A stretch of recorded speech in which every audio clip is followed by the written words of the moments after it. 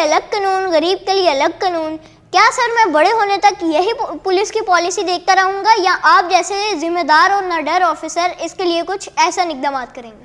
پہلی بات تو آپ کو پولیس میں آ جانا چاہیے تاکہ آپ کو یہ شکایت ختم کر دیں لوگوں کی اس بات کی, اور آپ جیسے اچھے اچھے بچے آتے بھی ہیں بڑے ہو کے. 3 لیول پہ آتے ہیں, کانسٹیبلز, سب انسپیکٹرز اور ASPs. اس کا مقابلے کا امتحان ہوتا ہے اور وہ آ کے اچھے اچھے کام کرتے ہیں. امیر اور غریب کے لیے الگ قانون نہیں ہے, قانون ایک ہی ہے.